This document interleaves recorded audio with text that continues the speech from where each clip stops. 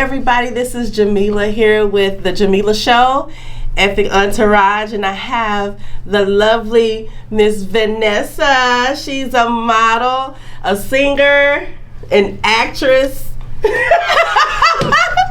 And we laugh, we'll talk about it later, but she is going to actually tell us about her career as a model and a singer and how she got to where she is. And we have been involved in several projects together already, but the one that sticks out and the reason why we laugh is because your acting career started in the promo. Well, I'm pretty sure that's not where it started because you've been in performing arts. Yes. But in terms of us collaborating, you did the promo for the Vegas Ball Show. Yes. And I think that turned out so good. Yes, what did you think about it? I had a lot of fun doing that. Yeah. It was an experience of just being the boss I am, you know. Yes. So, you know, it just gave me an opportunity to just experiment with acting all over again. I haven't acted in quite some time, but just being able to do a promo video for the company that I love to be with, it was fun. It was extra fun. Just being able to jump into different characters. I mean, Vanessa is a character, but you know, when you jump into other characters, it's really fun. Oh, were you playing you? Was a biopic? You know. No, but it was good. It was really good. And so we just got done with the System Malfunction. Yes. With Jimmy Orshad. Oh, yes.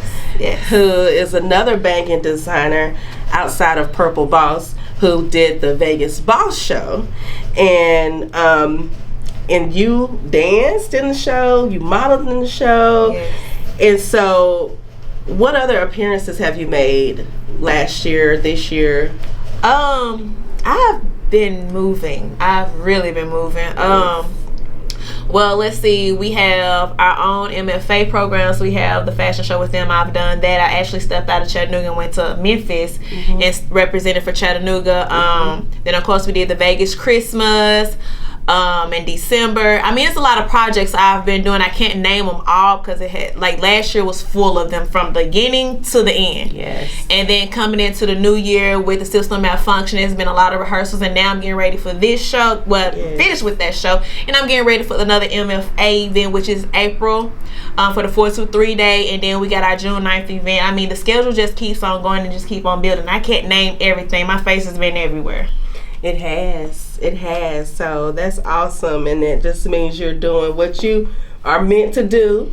Okay. Somehow I just keep on merging me back into it. Even when I want to take a break, it just brings me right on back to it. I mean, it's a blessing. Yeah. It's a blessing. I mean, it's not something that I necessarily wanted to do, but the one has chose me in the process. So it's like, hey, I need you here, I need you here. But that's just a blessing from God. Hey, I want you to be seen, not be behind the scene. Okay. Hey, well, you preaching. Okay. So, all right. And so another interesting question that I was going to ask you was, who was your inspiration, like your top 5 models, top 5 singers? But you indicated that these things chose you. Yes. So how do you figure that? What was your defining moment that said, I'm going to be singing, I'm going to be dancing? Well, music itself has always been my passion. I can only remember singing in churches, stepping out with my granny, and she's like, sing Yes, Jesus Loves Me, sing this, sing that. I mean, in my family itself, we have a bunch of artists. Yeah. You know, even though it's just inside the family, but it's not so many of us that step out and venture out. Yes. It's not necessarily I had inspiration. It was a God-given blessing to me to be able to sing, to be able to write, to be able to do these things. But far as me performing, it wasn't like, oh, I'm actually a pretty shy person. Nobody would ever think that in their life that I'm a shy person, but I am. I create these other alter egos to be able to branch out into the things that I like to do. Oh, wow. That's interesting, because you don't hear normally you hear people say, oh, like myself, I love Whitney Houston. She's a big influence on me, and like I feel like that was my family. Like I lost a family member, I literally did. But so there's no one like that that you have? Listen, I've listened to a lot of singers in my life. Yes, I love Whitney Houston. I love Donna Summers. I have artists that I listened to over the years that has projected the way that I write. You know, but I've also sat back and watched them, you know, as artists and try to re-advise myself as an artist. Right. I never would say, right now I say I'm a country R&B singer. Actually, that chose me, not me chose it. Right, again. right. I've always sung R&B. R&B, gospel is where it started. Yeah. Then from gospel into R&B. Because I was raised in the church first before, you know, I stepped out to do my own thing in music. But I've always wrote music. Yes. I mean, it was just something that happened. Not sitting in my bedroom at 4 and 5 years old writing. I had books out the books, writing in my granny's Bibles. Wow. Writing. Wow. Music. Wow, that's awesome. Not knowing exactly how my words was going to flow. But that's just the way it happened. So it's more of a gift that you were given. Okay, well that's awesome. And it just flows naturally. And so, and that's a huge value, especially in the industry, to write your own. And then you have that creative control where you can determine what messages that you want to go out and what represents you as an artist. So that's awesome. So what's on your bucket list in terms of things that you want to do, in terms of performances, people you want to work with? Do you have anybody like that? You know, I've sat back and asked myself that question numerous of times. Who would I like to work with if I ever got famous? And honestly, I spoke with my kids as well. I said I enjoy my free famous. Okay. And what I mean by that, I enjoy my freedom as an artist. So if I did want to work with someone, I still want to work in my free famous, not the big famous like Beyonce. I want to be seen, but not be seen. How does that work? I haven't heard it put like that. So what do you mean by that? So if, say I'm a Beyonce, right? The camera's always in my face. Yes. I don't like that. Oh, okay. I enjoy my freedom. You just want to be caught naturally where you're feeling it in the moment. Like you're vibing with the music. Yes, I want to be vibing, be on stage and vibe, but at the end of the day when I'm done, I want to be able to go home and relax, not being called by my name every 5 minutes. Hey, I want to see you. And then all my family's in the spotlight and their privacy's being invaded. I enjoy my free famous. Yes. Not saying I don't want to get paid, because I would love to get paid. That's not in the free famous part. Right. Free famous just being environmentally comfortable. Right. I think that's all our aspirations, to have, you know, make the impact, but not really have the eyes all the time on you and questioning every move and stuff. I get what you're saying, the paparazzi and all that. Yes, when you find it, let me know. Because that would really be a happy medium, you know. I mean, it's people out there that has that. You know, give me an example.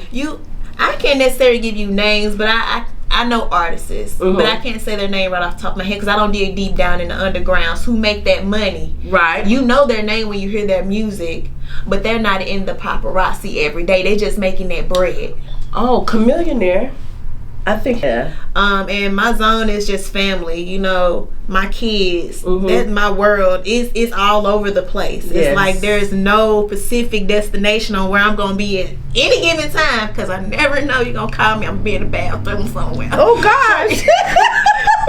Trying to give me a peace of mind. Okay? Just never know, and I'm be like, yeah, I'm at the mall. I'm just saying, like, that's what I was gonna ask you, because it's hard. I know as a mom, as a wife, your mom, your wife, that is hard to do, especially when you have inspirations of your own, goals of your own. So how does that balance work? I know you said you're just everywhere, but I'm just gonna say this: life is too short not to do what you love. So there is a medium and there is a high, and there is a low to everything. I'm right there in the middle, trying to balance my love life, balance my kids' dreams, and balancing mine. I always had this habit: I put everybody before myself. And it took a while to start believing in me all over again. Mm-hmm. And honestly, if it wasn't a push between meeting people in between, Mm-hmm. my push would still be behind my own windows with the curtains closed. Again, I am a shy person, but nobody will ever know that. And that balance between career and family, that's just a medium for me. Yeah. Because believe me, my girls are my world. My love life is my world. My son is my world. It's and believe it just only get harder trying to balance. Don't try to balance. Just go with the flow. Okay. There's never a balance. Go with the flow, because the time you try to balance that is where you become stressed. You're right. And I think sometimes there's a guilt that can come along with that too, because it's like, am I putting this on the back burner? Am I putting this on the back burner? So I totally understand. But like you said, we're all put here for a purpose, and then I want to make sure that I die empty, that I have given everything I was supposed to give, and so that's where I'm not for to die empty, and I know that I'm making I'm giving my purpose, because if I wasn't, God wouldn't continue to bless me the way He blessed me. He continues to make ways for me to do things. Like I said, He placed people in my life when I was down.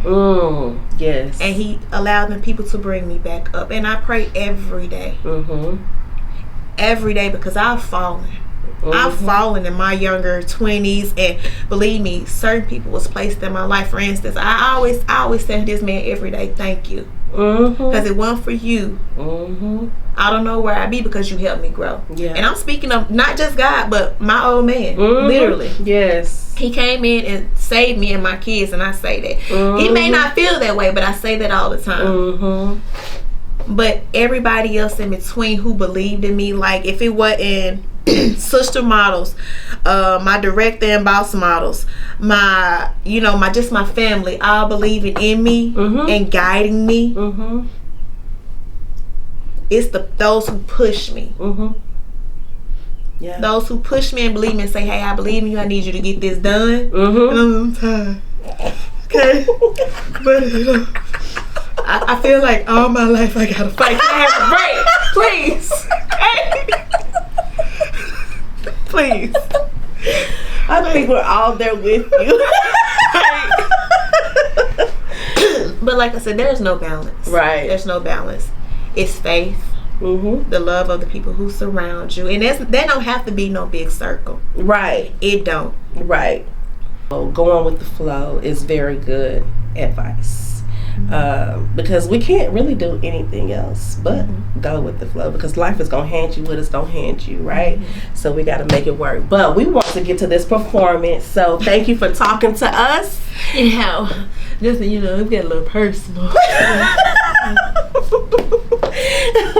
Hopefully you feeling the vibe now for your music.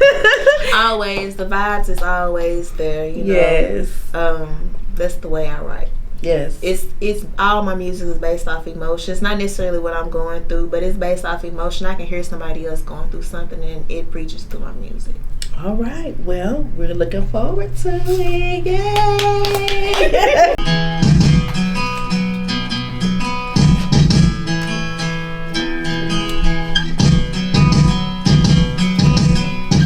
It's been a while since I saw you last. I never knew that the love I felt then is there now. I can't bear to look at you without a smile. I'm addicted to your love.